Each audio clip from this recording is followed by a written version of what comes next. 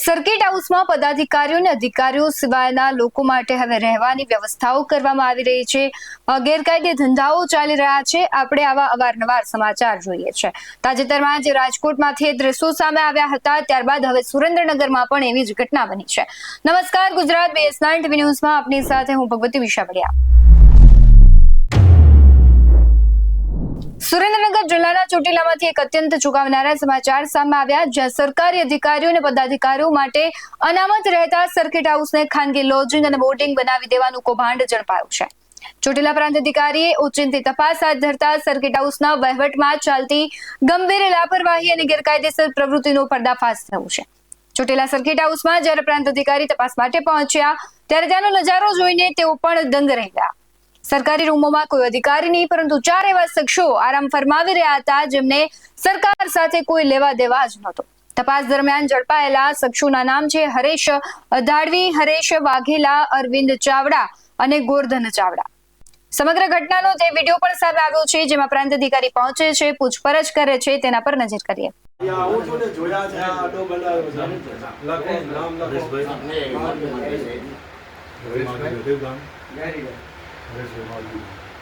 લખો ગાડી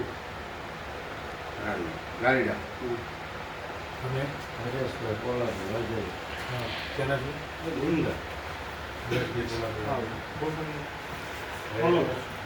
એમના વર્ષ છે કોલાભાઈ રાહુલ ગુંડા અને નામ અરવિંદભાઈ પાંચાળા યાદવ.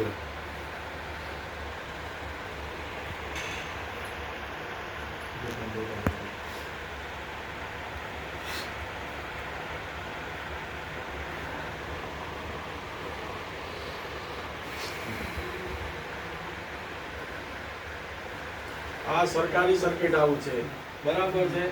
આ રીતે આવીને અંદર ઘૂસી જાઓ છો, કોઈ પણ પ્રકારની પરવાનગી લીધેલા આ અડ્ડો નથી.